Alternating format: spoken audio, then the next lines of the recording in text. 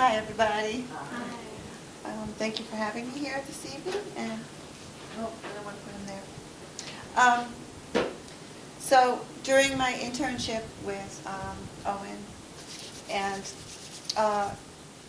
Beavers, Wetlands, and Wildlife, and Sharon, we decided for a project, for a final project, that I would do a PowerPoint presentation that would can be used in schools. So it's basically pretty basic, but it's also good because you can fine-tune it and use it for people that have more knowledge or less knowledge. So, but it just gives it, an overall look at beavers. So, how many people know a lot about beavers already? Oh, not a lot. Okay. All right. It's good if I have people that don't know, because then I feel like, all right, good, I'm teaching them something new. So, program is called Beavers, Wetland Engineers, and I'll explain that in a minute. So, why would we call beavers wetland engineers? Most people, when they think of beavers, think about that they build dams, and which is a big thing that they do. And humans build dams too, and I sort of wonder if we learned that from the beavers. You have to wonder. So both dams work the same way. They hold back water, create a body of water, let water run underneath so it stays at a level that you want to maintain it at. But of course the construction work is different. I like the beavers better. They do a nicer job. It's prettier.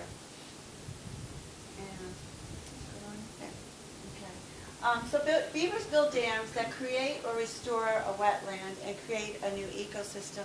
So what they're doing is really a lot more than just making a pond. That pond is bringing a whole new group of life into the area.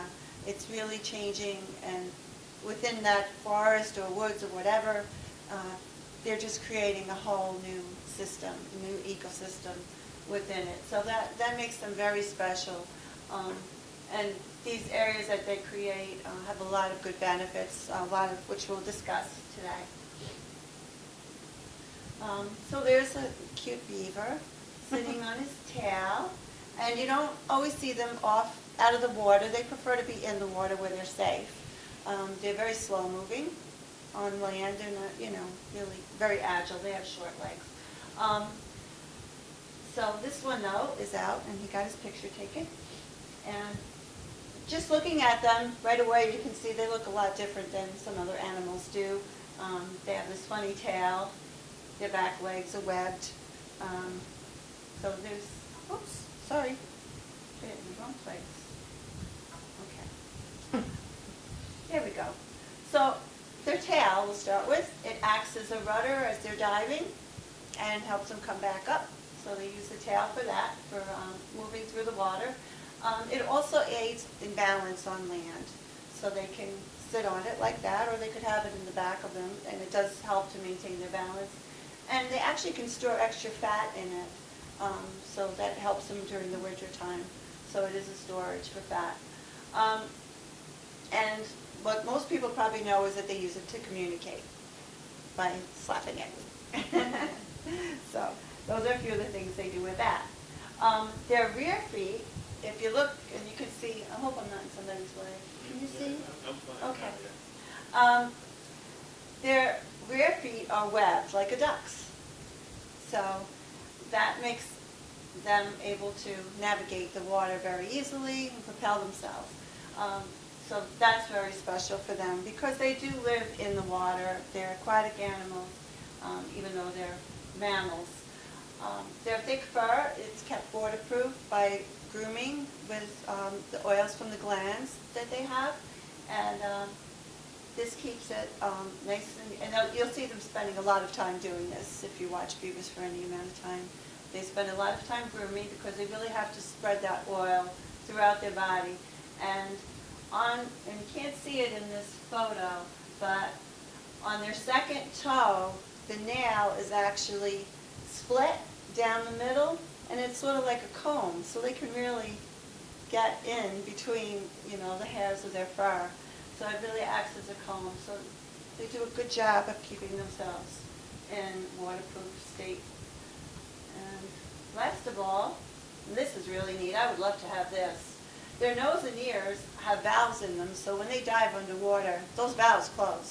So you don't need a nose plug or ear plugs. They just have it built in. So as soon as they go down, those close, and it keeps the water out. They also have what's called a nictitating membrane, which a lot of animals have, which is underneath their eyelid, but it's clear. So it protects their eyes, so they can keep their eyes open underwater and still see, but it affords protection to their eyes. They have their own goggles. Yes, they have, Wow. see, they've got everything. All comes together in their, so they do really well. So you can see that they're very well adapted to living in the water. So beavers are a good-sized rodent. They're actually the largest rodent in the United States, in Canada, in North America. South America has the largest, which is the capybara, and but this is the second largest rodent. Now, a lot of people mistake beavers and muskrats, and because they're both water animals, so sometimes people will get confused. But this photo, you've got both of them, and you can see there's a big difference in the sizes. The beaver, especially, if you look at their tails right away, you can see the difference. The beaver's tail is oriented horizontally on the water, and the muskrat's tail is vertical. So that's one way to tell them apart if you're seeing them from a distance or you're not too sure of the size. But of course, if you see them close up, there's a big difference in size. And adult beavers can weigh up to 45 to 55 pounds. Largest one was 110 pounds. I would have loved to have seen that one. And that was in Canada, they caught that, I think. But it's rare for them to be over 60 pounds. And they grow through the first few years. They don't really get to their largest size till they're about 4 years old or so. So it takes them a while to really grow completely. And, okay, so as I mentioned before, that one of the uses that beavers have for their tails is in communication, and they slap it. A lot of people think, and a lot of the literature I've read on it says that beaver slap is a warning signal for the other beavers to tell them there's danger coming. But I've also noticed from watching beavers that they use that slap to let other species know that they're not happy. And so this is what you're going to see in this, if I can get this to work. Let me just have to get my little arrow down. And not happy with the moose.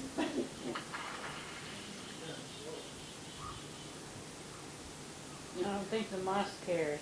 The moose is watching. Let's see, the moose is paying attention to that beaver. He's concerned. Ooh, that's a good one.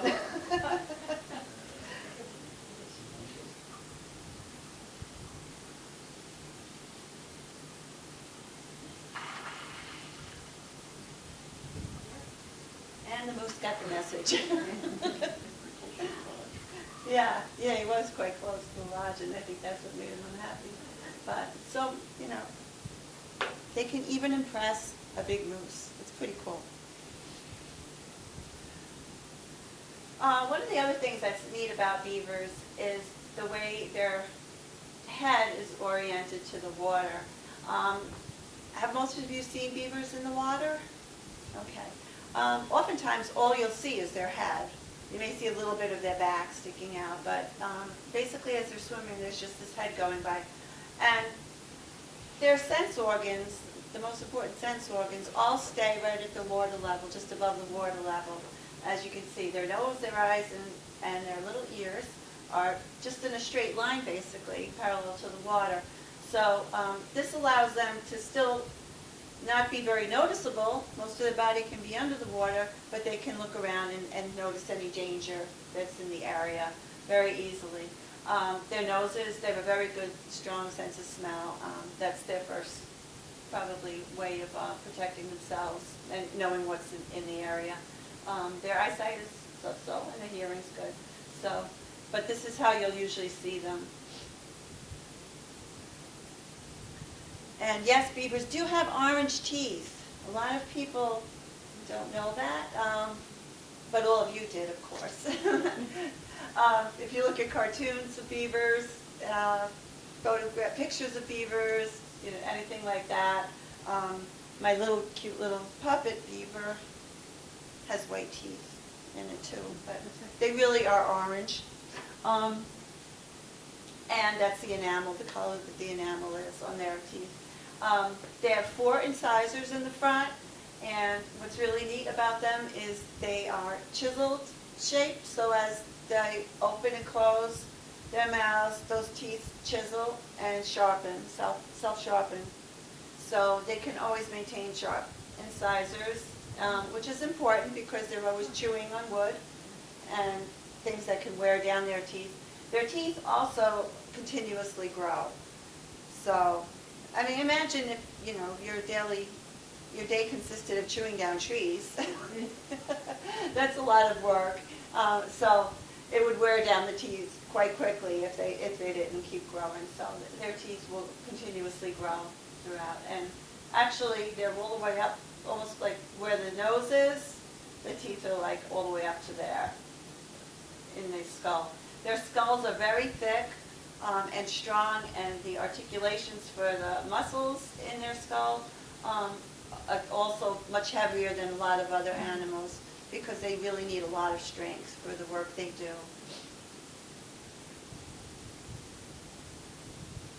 And so here's a tree that the beavers have worked on. And beavers can cut a small tree, say like 6 inches, in less than an hour, easy. Larger trees may take a couple of hours to do, and they may do it for a while, stop and come back. So it may take a couple of hours. But when you think they're using their teeth to do that, that's pretty amazing.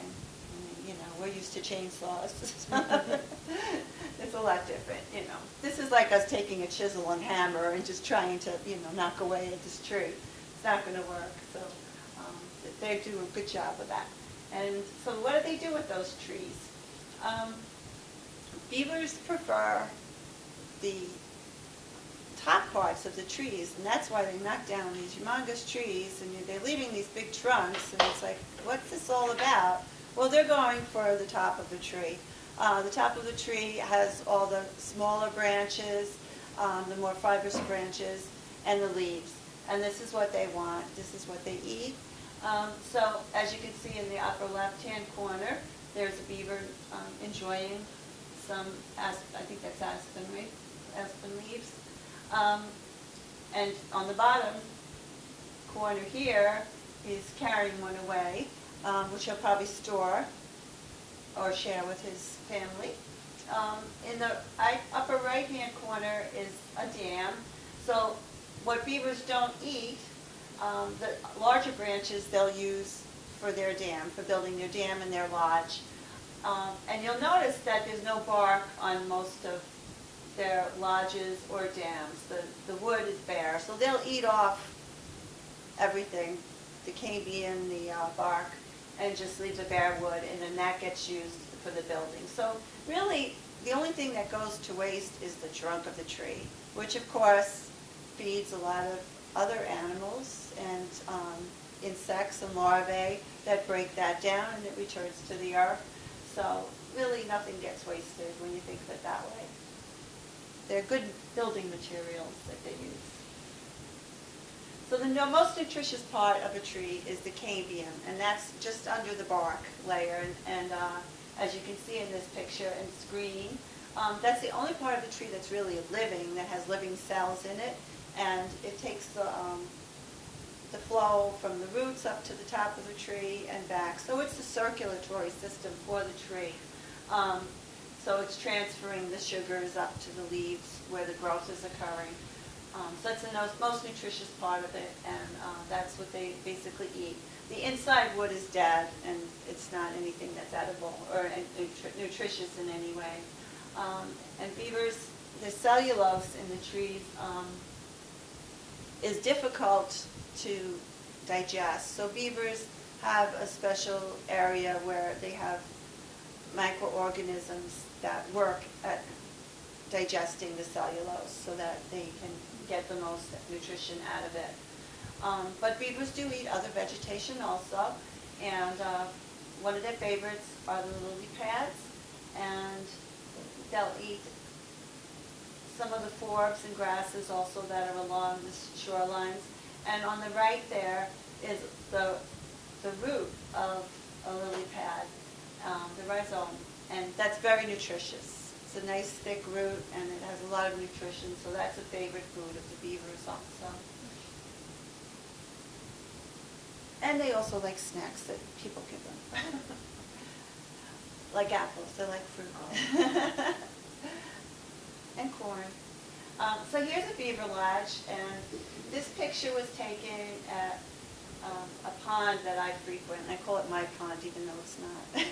I've sort of taken ownership of it. And as you can see, this has a layer of mud, and it's got some branches over it, and you can see green growing on it, so there's plants growing on top of it. And this is like a continuation, because I could go back next year and there's another layer on it. So they're constantly building upon their lodges, making them stronger, making them bigger. So they're oftentimes a work in progress. And then sometimes after a few years they'll decide they need a new home and they'll just start all over again and leave that one. And the one that they leave may be taken up by otters or muskrats, so it doesn't go to waste. Somebody else might move in.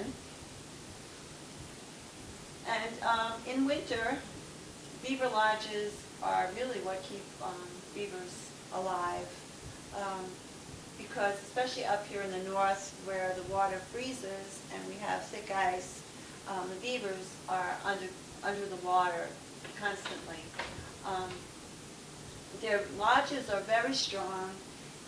It's knitted wood, and then there's mud packed in with that.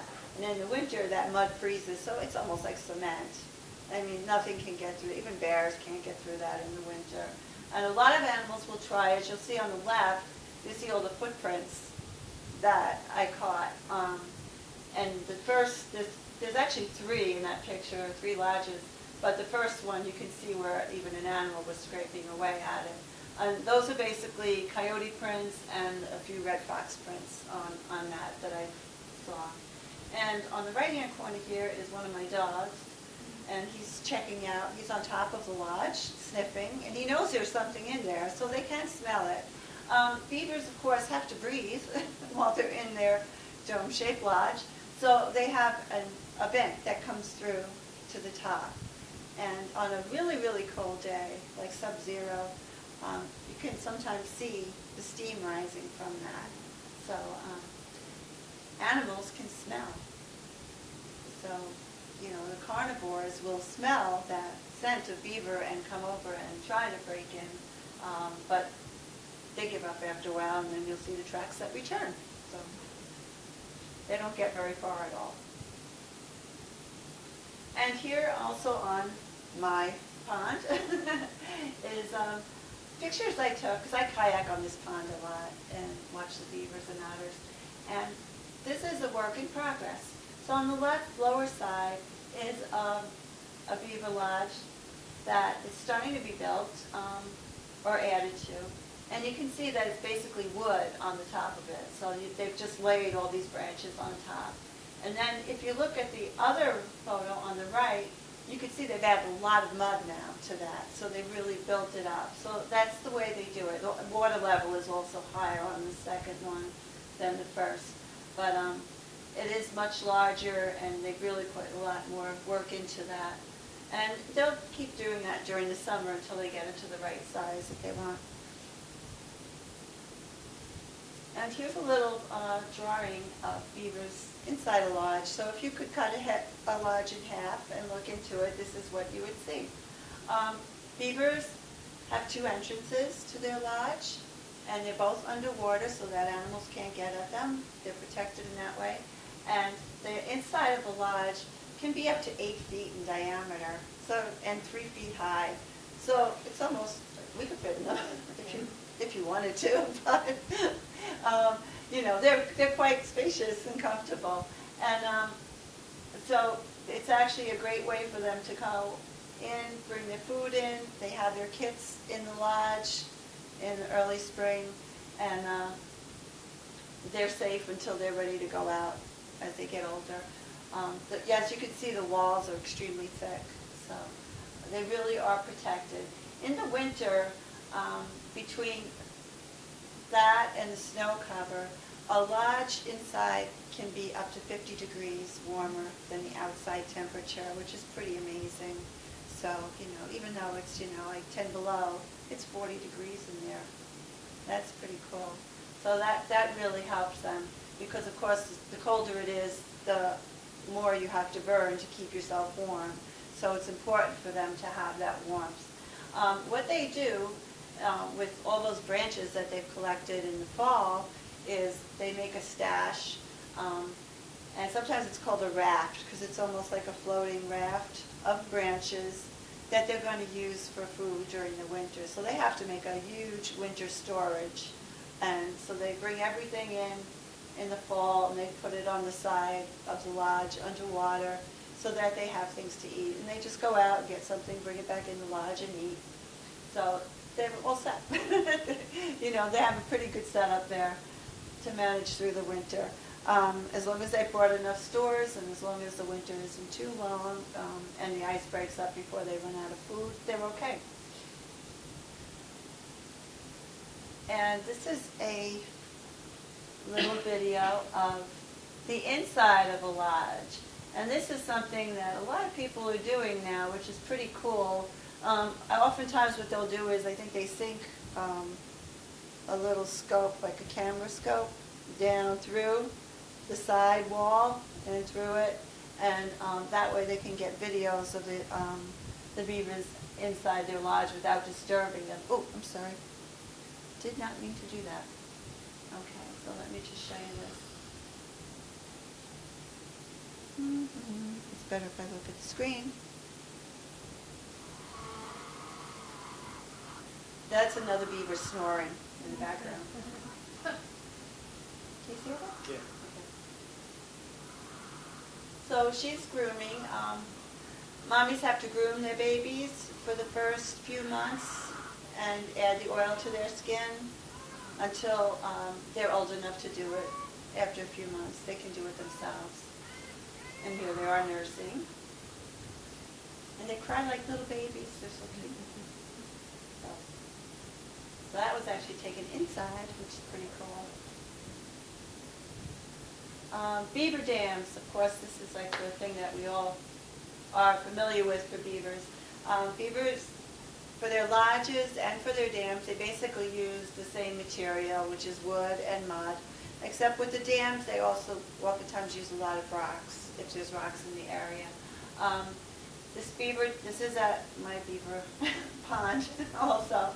The big picture on the left is standing on the outside, and you can you see the water level up there on the top, like to the left, there's, you know, in between the trees, there's the water level of the pond, and then on the bottom, in the right-hand corner of the bottom, is the water coming out on the underside. And this one's about 4 to 5 feet high. The other side of it is much wider, the one that's in the water. So this one may look pretty vertical, but when you go to the other side, it slopes down gently. So it's really strong. I mean, when you think of all the gallons and gallons of water that has to hold back, it's amazing. Part of this same dam, if you go around the side where I took the second photo, is actually, for some reason, they decided not to use wood on that one, and it's mostly mud and rock, as you can see. So it may have been that there might not have been as much wood there, or they couldn't get it to that area as easily, so they really used a lot of mud in that one.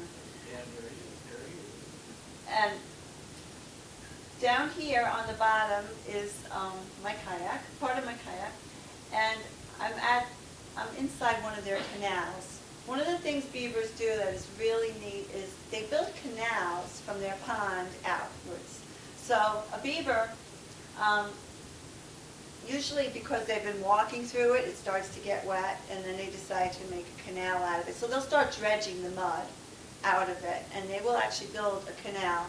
And this gives them access to trees that are further away, food that is further away, but keeps them safe because they're still in the water, which they really need to be safe. A beaver crossing over land is, is fair game for anything that happens to be around. So they make these canals and they go out, and as you can see, there's a little dam there. It's about 2 feet wide. So what they do is they have dams like every 20 or 30 feet on these canals, and that maintains the water level throughout the canals. So as I lift that over that one and go a little further, I'll find another canal, and it'll just keep, and it'll have another dam at the end of it. So that they'll continuously build those in different areas so that they can access more trees. And another interesting thing that beavers do is underwater, they actually build channels in the ground. So they'll actually dredge under the water and make a deeper area that's a channel, so that if the water level goes low, they have these channels that they can still swim through. So they really seem to plan ahead for a lot of things, which is really nice. I think they're pretty smart animals. And let's see, okay. Now, this is the longest beaver dam in the world. I don't know if anyone's seen this before. And this is thanks to Google. Google satellites. Scientists were looking at different satellite photos in Alberta, Canada, and they came across this. And this beaver dam is 2,960 feet long, which is really amazing. It's over half a mile. And you can see, like on the top, that's the whole dam that goes all the way around. And you see a flooded area and some ponds in between. So they've really done an amazing job there. And, if we didn't have Google satellites, we would never have known about that. Is that like a big family that work together? I mean, is that what they do? They'll Yeah. a lot together? Yeah, there might actually, there could even be different colonies along that area, in such a big area. There might be a couple of different families that have spread out and worked on it. So, because there's a couple of different ponds of different sizes, so it's hard to say, but the scientists estimate it took about 20 years for them to get to that size. So, Like small bubbly. yeah, pretty cool. I can't imagine. There must be a really good food source there for them Yeah. to stay in that area Uh-huh, that long. yeah, definitely, and a lot of building materials. Yeah. So, but yeah, I guess it affords them everything they need. So they just keep, and that's something that beavers do. They, when people say busy as a beaver, they are. They're always working at something. So it's not like everything's done at some point. Like I said before, if the lodge is done, it's there a couple of years, their family grows, they may build a second lodge for the 2-year-olds until they disperse. So there's always something. They're always expanding their lodges, they're expanding their dams, and raising the water more. So they're always keeping busy, and these beavers were amazing. So that's generations of beavers that worked on that, actually. So beaver ponds are very special ecosystems, and they're also very beautiful, but they serve a lot of purposes beyond just their beauty and the fact that they're a living place for beavers. When you have a beaver pond, you're bringing in a huge amount of animals, from insects, specific insects. And this is interesting, I read that actually mosquitoes, you have less mosquitoes in a beaver pond. Yeah, which is pretty neat. But you have a lot more mayflies and dragonflies, which I love. So, and of course you get a lot more fish than would be in the river or creek that feeds this. So the type of fish that are in here will expand. You'll have a larger variety of fish. Amphibians love these beaver ponds. Pretty much every amphibian that's in the area will use this pond for laying their eggs. and the larvae eat some of the macroorganisms in the water. So it's a beautiful ecosystem that works together to bring everything. And so the beavers are there, otters oftentimes are in there also, muskrats. And then you also have animals that use it for nesting, and it attracts a lot more birds than other areas do. And so we'll see, like in this next picture, this one's underwater. Beaver ponds have layers, of course. You can see the top layer is the plants. Some of the plants are rooted, some of them are floating mats. The beaver, it's hard to see, but he actually does have a stick in his mouth, so he's got a branch he's pulling along behind him. And if you look at the ground of the lake there, the pond, you can see it's sort of like the kind that if you touch it, it's going to go float all over. And it's that ground is, that sediment is filled with microorganisms, and they do a wonderful job of filtering the water. They break down a lot of pollutants that come through the river into the pond, so they're always cleaning it, and they keep the pond itself clearer. So the water, if you look at a beaver pond and there's water going in one end and water coming out under the dam at the other end, the water coming out at the other end is a lot cleaner than the water that came in. So everything is sort of sequestered in that, and it's broken down. So the middle layer there, of course, is where the beavers swim and the fish swim. So there's different areas, there's different microorganisms that work in each area to help with photosynthesis and with breaking down all the different things that come in and hunt each other. There's a lot of that going on. So here's some of the animals and plants that you can see in a beaver pond. Turtles, the blue flag iris, frogs, and dragonflies, my favorites. And anytime you go to a beaver pond, it's a great place to do wildlife watching. Really, there's so much there. And also, some animals come to visit or raise their young. Deer oftentimes will be seen along the pond. They'll come to eat some of the plants along the shoreline, and they'll also come for a drink of water. So that's a very good place to spot deer. Bears also come to drink and wade and cool off in the water. And on the right here are a pair of juvenile herons that I took over by Sharon's and Owen's. That was your second pond there. Yeah, the second beaver pond. And herons love beaver ponds, and you'll always see herons at a beaver pond because when beavers flood an area, they kill off a lot of the trees, and some of them are dead and standing. So you've got these big dead trees that are standing, and they're perfect for them to build their nests on the top of. You know, they get a good view. They can, watch out for predators for their baby herons, and make a nice nest. So those two are fledglings, and they actually were just at the point where they were starting to fly, which was really neat. Another animal that likes beaver ponds on the left here are the wood ducks. And wood ducks also nest in dead trees, so it's another reason why they like beaver ponds. They nest on the ground, in the ground though, but there's dead trees with hollows in them, and that's what they use to nest in. And actually, with the increase in beaver ponds, there's been an increase in wood ducks.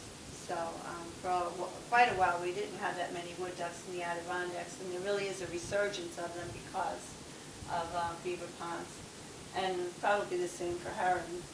And then there's also other species like plants that are uncommon other places that you can find at a beaver pond. And does anybody know what that is there? You're so good. Yeah, I'm supposed to answer. They didn't hear me, I was Okay, so that's sundew, and sundew is a carnivorous plant. So it eats flies. So it's hard to see, but see all these little green things? with the, can you see these, like that? Don't they also probably? They're like oval shaped? Like the Venus flytrap? Yeah. We used to call them So- that. And usually they have They're not the pitcher same. plants here. They're Yeah. not the same? No. Oh. What these do is they have these little things coming out of them that have like this beautiful nectar smelling. And so the bees go on that, and the bugs go, flies, whatever, and they get caught and then they get eaten. These grow mostly in acidic water, and beaver ponds usually tend to be acidic because of the way the nitrogen is fixed in a beaver pond. And what else? There's other ones too. Nitrogen and... Now I should say something else. Yeah, methane also. Beavers are peeing at it all the time. Oh, thank you. Okay, is that why it's acidic? I'm not laughing. But they do tend to be on the acid side, and these are acid-loving plants. So in my beaver pond, they're all over the place. There's a lot of hummocks that are growing with grass, and you see so many of these all over, and they're beautiful. So that's something that you won't see in a lot of places because it has to have just the right conditions. It has to have a lot of sun. Sundew. Sundew, yes. It's one species of sundew. There's a lot of them. Down here, we don't have it, but where Sue lives up in the Adirondacks, they have a lot of it. Mm-hmm. And Yeah. the pitcher plant you were talking about is like. the Yeah, Venus those flytrap. two. I've seen the pitcher plants with something underneath them that looks like a Venus flytrap. Yeah, I think that might. Well, be pitcher sundew. plants, they just drown in because it Yeah. holds Yeah. water. Yeah. And then they can't, they drop in and they can't get back But a out. lot of times they grow together. Yeah. They're Mhm. together a lot. Yep, yeah. So those are really cool. So there's a lot of different things. They're great places to kayak on if you kayak. Beaver ponds, there's just so much to see on them. It's really a fun place to just take a little afternoon kayak. So beaver ponds, one of the good things about them is that they control flooding. And in this map, another Google map, this is near my home. In fact, this is my beaver pond on the bottom there. And you can see I put arrows where all the outlets to the beaver ponds are, you know, where their dams are, basically. So there's like a continuous flow of water, and the water gets held into a beaver pond and then flows out again. But what happens is if there's a really bad storm, if there's a lot of rain or sudden snow melt like we're having right now up where I live because of the rain and the warmer weather, this can reduce flooding because it's going from one to the other pond, and so each time there's a little bit less water coming through, so it keeps you from getting a mass flooding effect. And beaver dams hold up pretty well in a lot of storms. It's amazing. You know, they really do well. So, Don't they also keep the groundwater up a little bit? yes, they do. That's one of the things I think I was going to talk about, too. They are very good for that.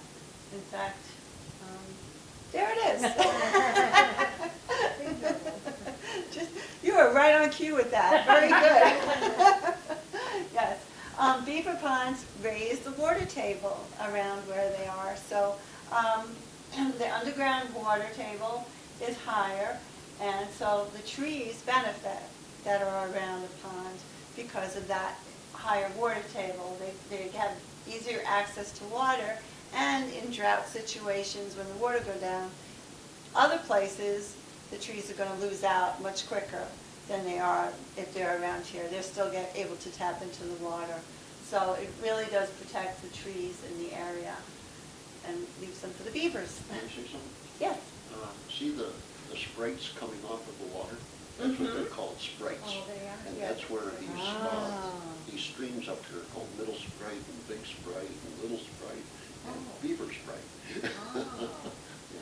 That's where that came from? So Yeah, those are the yeah, spirits. like spirits coming out. Yeah.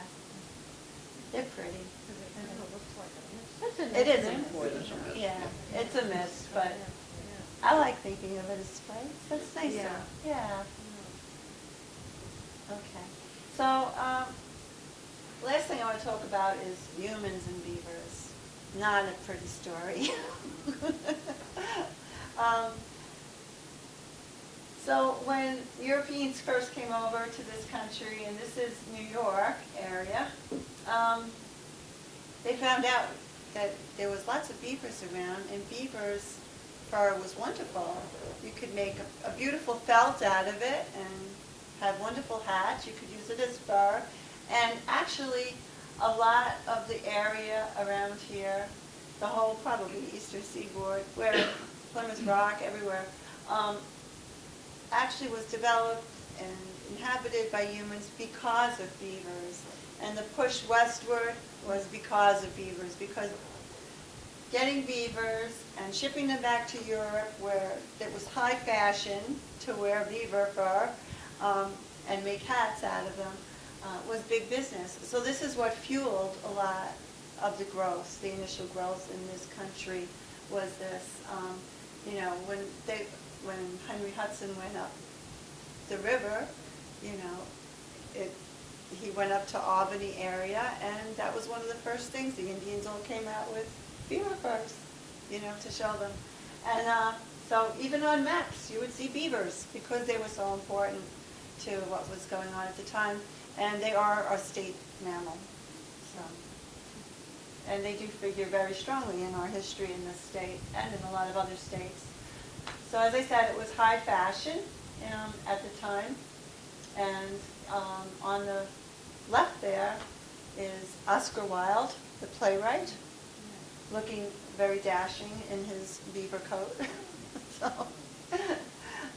So this is what they wore. This was, And this went on from like the 17th to the 19th centuries, that beavers were used for fur coats and for hats. So there's all the different types of hats. A lot of the army hats, military hats, were made from felt from beavers, and also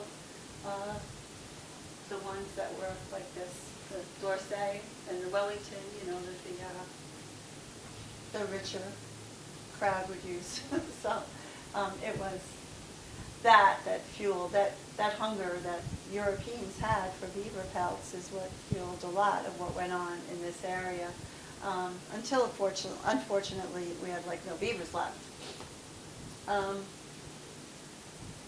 Beavers also create a problem these days because of what they do as far as flooding and tree destruction. And so there's a road that there's a beaver pond on the side, and you can see like after a rain event, sometimes it'll overflow and go into the road and create issues that way. This photo on the bottom side I took at, not a neighbor, but a mile away, up where I live, would call somebody, anybody within a 5-mile limit is a neighbor. So she had an issue where she lost multiple trees. And so they can do destruction to the trees in the area, and this is right by her house, so that can be upsetting to people. So those two things can be a big issue.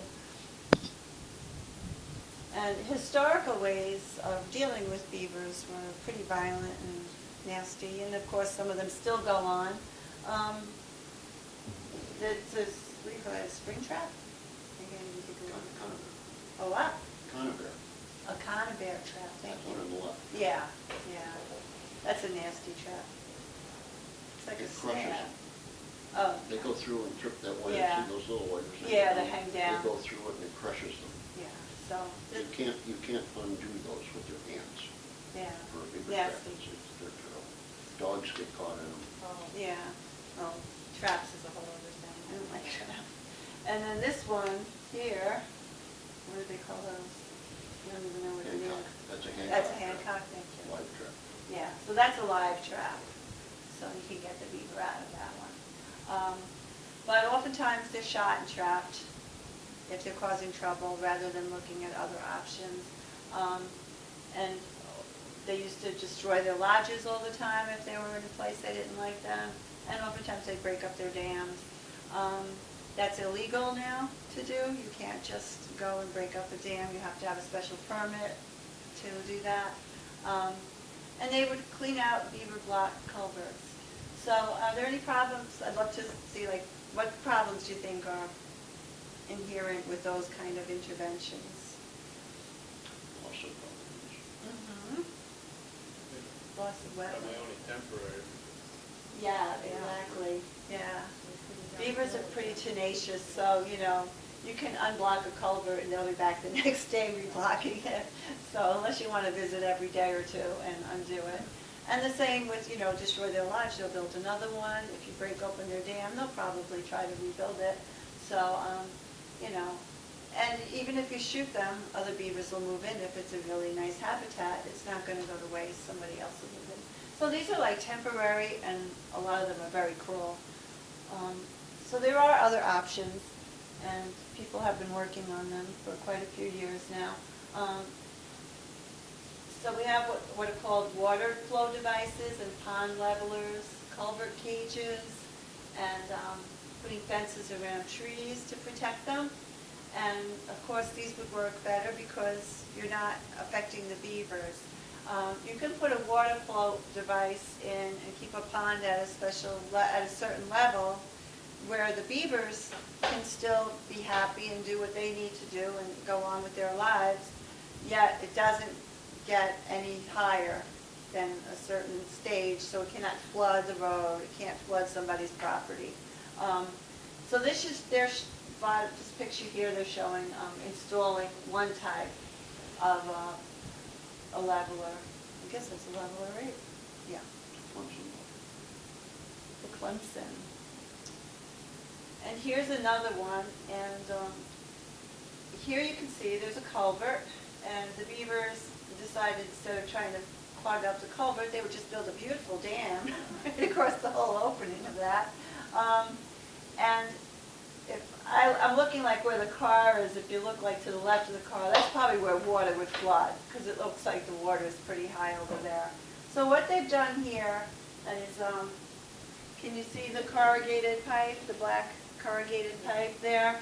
That goes through the dam and all the way, you can see it going under the water, and it goes into that cage. The cage is about 6 feet wide, and that way the beavers can't plug up that end of it. And oftentimes they won't even hear it because it's far enough away as they're swimming by that they don't hear the water entering it.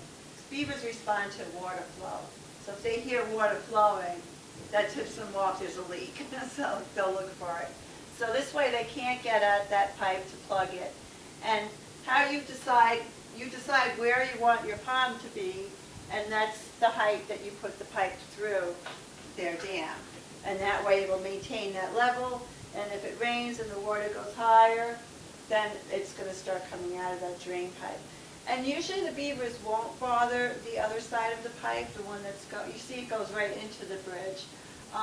They're more concerned with their side of the pond, but some people, to play it safe, will put a little cage around the other end too, just to be sure.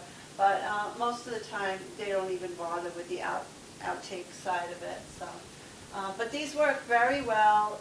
They require little maintenance to keep them going, and they're a win-win situation, which is really nice. And there's just another picture. Is that you in that one over there? Yeah, it is. Yeah, it is. It's all the way We back were there. trying to fill that boat with water. That's what was happening. This one guy was pounding in a stake for the cage, to place the cage up there. Mhm. And I'm hanging on for dear life and watching the water flow into the boat. That was down the Hudson, along the Hudson. So lots of times they'll have to breach the dam and get some of the water out in order to get everything placed, but oftentimes you don't have to do that. But it looks like on the right side, that's what they've basically done, is the water level's gone, and they're getting everything set up, and then the water will come back in. So trees can be protected, and this is a big concern in parks, in people's property. You may have, some beautiful tree specimens that you don't want taken down.